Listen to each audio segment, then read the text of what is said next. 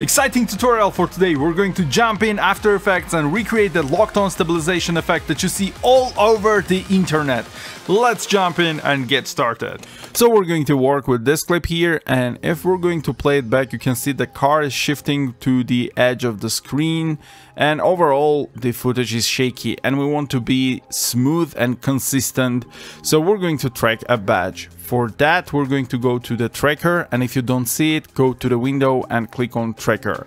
In the tracker, we're going to click on stabilize motion, and you can see tracker point appeared, and we're going to place this on the badge itself, like so. So this inner square showing what to track, and the outer square is showing like where to search for the tracking point. And if we're going to go with the bigger size of the tracking point, it's going to take a lot more time to track, but it will be much more accurate. So I'm happy with what we have right now, and what we're going to do is we're going to click on analyze forward and wait.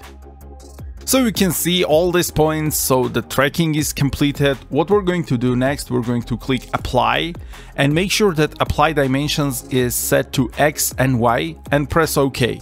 And right now, if we're going to play back this clip, like so, you can see that the clip is moving from one side of the frame to the other, and we can see those black borders.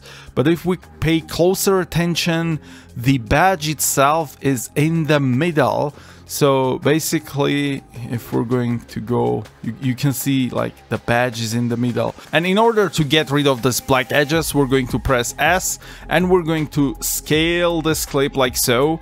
And we're going to go a couple of passes to make sure that there is no black borders appearing. So let's just go and go couple frames.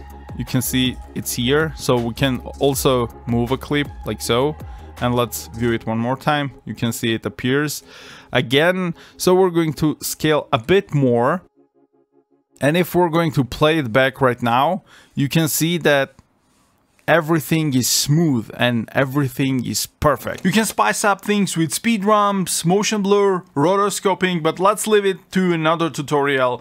I want to keep this simple, so this is it for today's tutorial. We'll catch you in the next one. Till then, stay awesome.